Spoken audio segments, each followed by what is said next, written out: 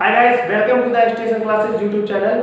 आज हम आपको हिंदी पढ़ाएंगे। आज हिंदी का टर्न है हमारा और हिंदी में हम आपको पढ़ाएंगे भाषा, व्याकरण तथा बोली। ठीक है, भाषा, व्याकरण, बोली तथा लिपि ये पढ़ाएंगे। और आज सबसे पहले जो डिस्कस करेंगे, क्योंकि ये हमारा बड़ा टॉपिक होता है, आप देखेंगे। और ये आपका 6, 7 और 8 क्लास के लिए है। किस क्लासेस के लिए?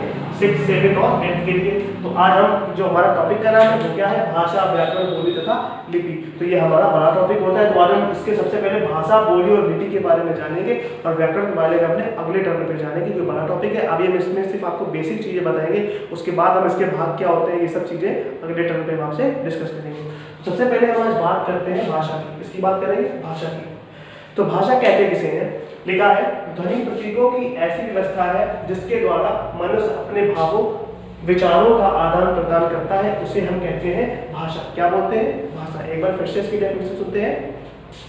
लिखा है, ध्वनि प्रतीकों की ऐसी व्यवस्था है जिसके द्वारा मनुष्य अपने विचारों, भावों का आदान प्रदान करता है, उसे हम भाषा कहते हैं।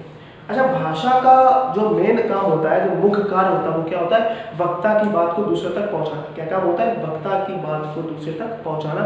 ठीक है, और वक्ता तक जो हम बात, वक्ता जो अपनी बात पहुंचाता है दूसरे तक, वो या तो लिखकर पहुंचाता है या तो बोलकर पहुंचाता है। क्या मतलब हुआ कि सिर्फ बोलकर ही नहीं, मतलब लिखकर भी अपनी भाषा को दूसरों तक पहुंचाया जाता है। ठीक है, तो भाषा के हमारे प्रकार कितने होते हैं? भाषा के 2 प्रकार। कितने प्रकार होते हैं? 2 प्रकार।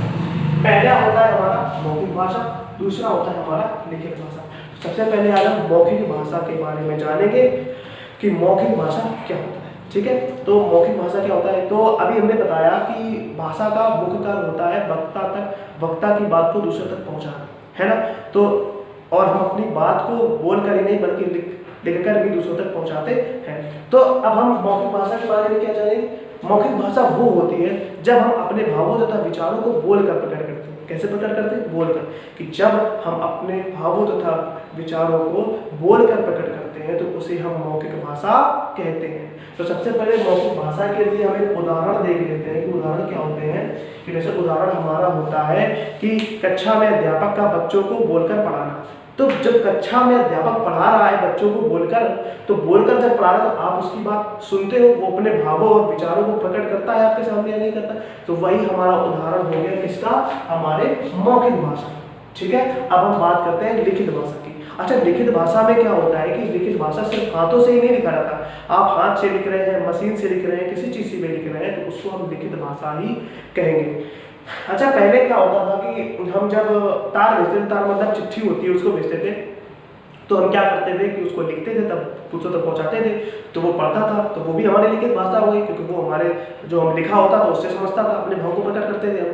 अच्छा, अब क्या हो गया? अब फोन, मोबाइल फोन चल गए, तो अब व्हाट्सएप, ट्विटर, फेसबुक ये सब हो गया है, तो इस पे हम अपने भावों और विचारों को भी लिखकर प्रकट करते हैं। मतलब हम हाथों से भी लिखते हैं, मशीन से भी लिखते हैं। और ये माध्यम जो हम व्हाट्सएप, फेसबुक चलाते हैं, इसमें भी जो मैसेज टाइप करते हैं, अपना संदेश भेजते हैं, तो ये सब भी हमारी कैसे होती है? लिखित भाषा। तो ये भी हमारी कौन सी भाषा है? लिखित भाषा। तो आपको मौखिक और लिखित भाषा में अंतर समझिए। आगे आपकी मौखिक भाषा क्या होती है कि जब हम अपने विचारों तथा भावों को बोलकर प्रकट करते हैं तो उसे हम मौखिक भाषा कहते हैं। और लिखित भाषा कब बोलते हैं? कि जब हम अपने भावों तथा विचारों को लिखकर प्रकट करते हैं तो उसे हम लिखित भाषा कहते हैं, है ना।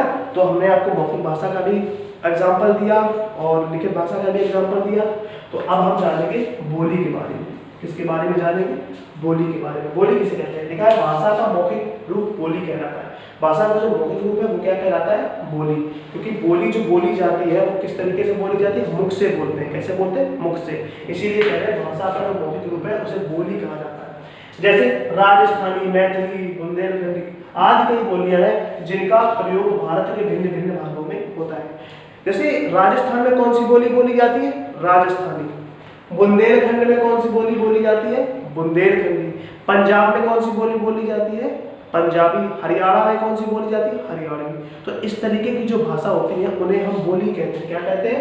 बोली कहते हैं। और ये बोली तो मुख से ही जाती है ना। जब वो हम किसी की भाषा को सुनते हैं, किसी की बोली को सुनते हैं, पता नहीं कोई पंजाबी व्यक्ति हमारे तरफ आ जाए, अब हम उसकी भाषा को सुनते हैं तो हम सुनकर ही बता देते हैं पंजाबी बोल रहा है। कैसे बोला? पंजाबी। तो मुख से ही बोलता है। इसीलिए मैंने यहाँ पे आपसे कहा था कि भाषा का जो मौखिक रूप है उसे हम बोली कहते हैं, है ना। तो ये बात हो गई हमारी बोली की। अब हम बात करते हैं लिपि की। किसकी बात करेंगे? लिपि की। लिपि क्या होता है? तो अब हम लिपि के बारे में जानेंगे। देखा है किसी भी भाषा की मौखिक ध्वनियों को प्रकट करने वाले लेखन चिन्हों को लिपि कहते हैं। क्या कहते हैं, फिर से सुनिए कि किसी भी भाषा की मौखिक ध्वनियों को प्रकट करने वाले लेखन चिन्हों को हम लिपि कहते हैं। ठीक, मतलब कोई भी भाषा है, अब भाषा को प्रकट करने के लिए कोई भी हमारे लेखन चिन्ह बना दिए गए हैं, तो वो अगर चिन्ह हमें मिल जाएंगे तो हम समझ जाएंगे कि ये इस भाषा के लेखन चिन्ह है, इस भाषा के लेखन चिन्ह है, और उसी को हम लिपि मान लेंगे। क्या मान लेते हैं, लिपि। और वही मैंने भी आपको इसमें जो हमारी परिभाषा है उसमें बताया है कि किसी भी भाषा की मौखिक ध्वनियों को प्रकट करने वाले लेखन चिन्हों को लिपि कहते हैं। तो देखिए यहाँ पे हमारी कुछ भाषाएं दी गई हैं और उनकी लिपियां दी गई हैं। ठीक है, कुछ हमारी यहाँ पे भाषाएं दी गई और उनकी लिपियां दी गई हैं। आज मैंने आपको जैसा कि बताया कि आज उनके बारे में थोड़ी बेसिक जानकारी ही देंगे, क्योंकि हमारी जितनी भी जिस सब्जेक्ट पे वीडियो आई है तो अभी आपको सिर्फ थोड़ा बेसिक लेके चल रहे हैं, ताकि जो आपका पिछला है काफ़ी दिन से पढ़ाई हुई नहीं है स्कूलों में, तो हमारा जो पिछला है ताकि वो आपका कंप्लीट हो सके। तो अभी सिर्फ बेसिक के बारे में जान रहे हैं। तो लिखा है जैसे हिंदी की लिपि जो होती है वो होती है देवनागरी। कौन सी होती है, देवनागरी। संस्कृत की भी हमारी होती है देवनागरी, और अंग्रेजी की हमारी लिपि कौन सी होती है, अंग्रेजी भाषा की लिपि होती है रोमन। पंजाबी भाषा की लिपि होती है गुरमुखी। उर्दू भाषा की लिपि होती है हमारी फारसी। तो ये आज के हमारे टॉपिक थे भाषा, बोली और लिपि।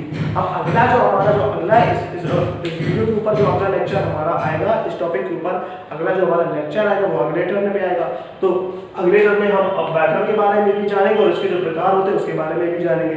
और अभी आपको मैंने जो सिर्फ है इसमें आपको बेसिक बताया है। तो आई होप आपको ये टॉपिक समझ में आया होगा, और अगर आपको कुछ भी समझ में नहीं आ रहा है तो आप हमें कमेंट्स बॉक्स में जरूर बताएं, कि हमारा जो व्हाट्सएप का ग्रुप है आप हमें उस पर जरूर बताएं। तब तक के लिए मैं आपको उसमें कुछ होमवर्क दे रहा हूँ, वो भी बुक से अभी नहीं दूंगा। बुक से क्यों नहीं दूंगा, क्योंकि अभी मैंने सिर्फ आपको बेसिक पढ़ाया, भी मैं आपको क्वेश्चन आंसर नहीं दे सकता हूँ। जब आपका पूरा लेक्चर कंप्लीट हो जाएगा तो बुक से होमवर्क भी मिलेगा आपको। तो सबसे पहले हमें इनके बारे में जानना है, क्योंकि ये हमारा बेसिक था। तो अभी मैं इसी से रिलेटेड आपको कुछ होमवर्क दूंगा, उसको आप घर पे करिएगा। देखिए आपको मैं जो होमवर्क दे रहा हूँ उसके एक बार जरा फिर से समझ लेते हैं, है ना।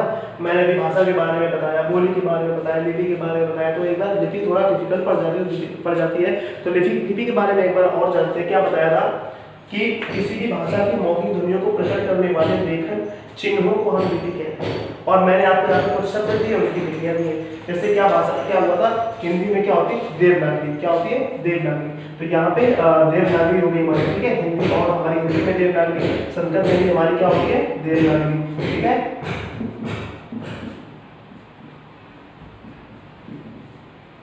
है ना। और अंग्रेजी में हमारी क्या होती है, रोमन। पंजाबी में क्या होती है, गुरमुखी। उर्दू में क्या होती है, फारसी।